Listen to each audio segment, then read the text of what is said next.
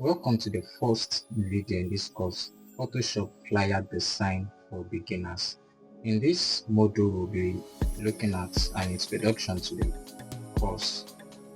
Now, what are the topics we'll be looking at in this video? We'll be asking questions like, what exactly is a flyer?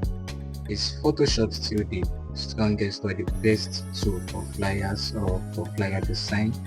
We'll be having an overview of the course itself. We'll be looking at the entire course structure, and I'll be giving a few tips for following along. So without further ado, let's get started. What is a flyer? A flyer is a visual communication tool designed to share information quickly and effectively. Now, what are the keywords here? We have visual communication tool. That is, it's a tool you use to pass information across to someone visually by sight, by what the person sees. Now you can pass information by speaking to the person, right? The person hears. But when it comes to what the person sees, a flyer is a means of passing an information that way. And also you share the information quickly and effectively.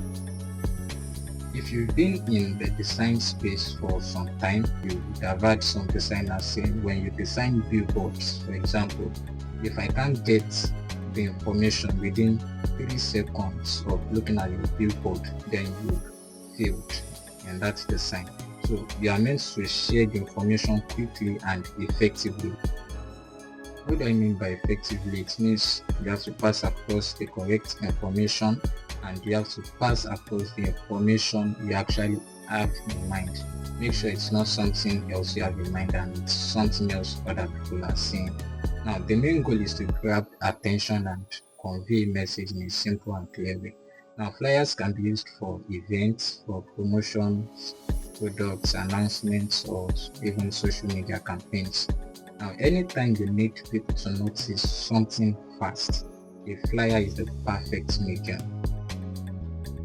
Next, we'll be asking the question, is Photoshop still the strongest tool for flyers? Now, this is a question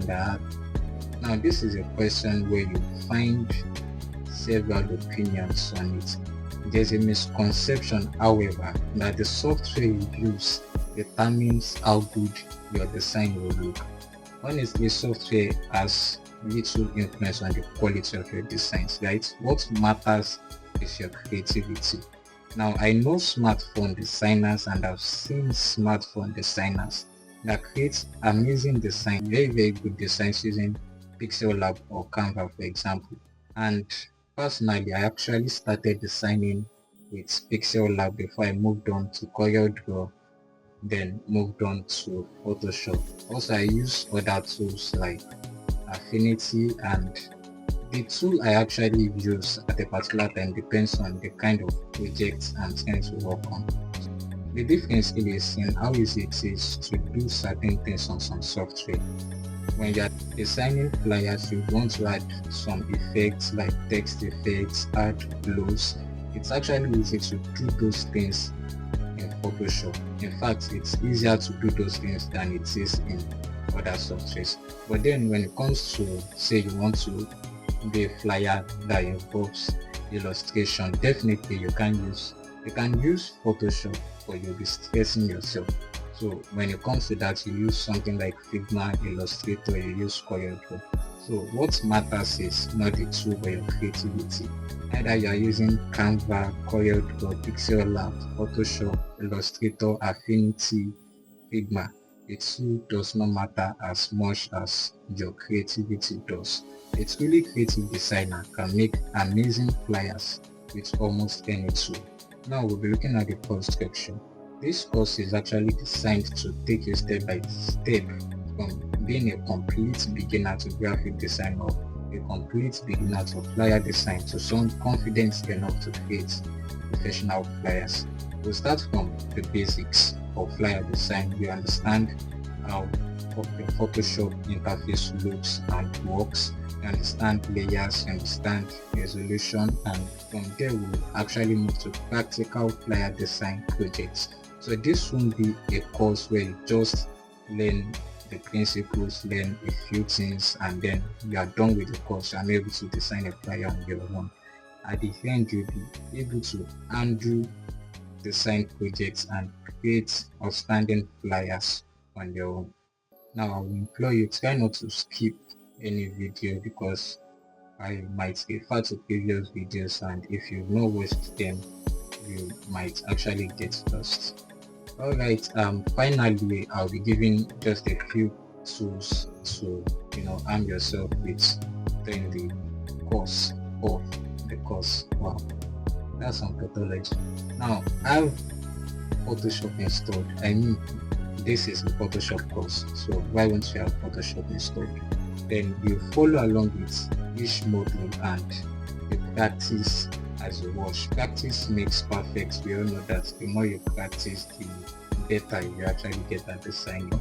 Now, you take time exploring the tools and the techniques shown. After watching a video, you are meant to actually go back and look at the tools. Try to figure out how it works on your own. Try to figure out yourself in the other things the tools can do that were not explained. Now, repeat section C. You need to understand a process and you didn't get it while you were watching it the first time.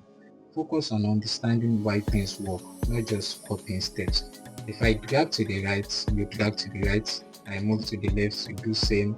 I copy, you do the same, and you don't even understand why I'm making particular design decisions. By the time you close the video and you try to design yourself, you realize that you actually can't design. So what matters is understanding why things are done, not just actually how things work, but why things are done and why that decision works.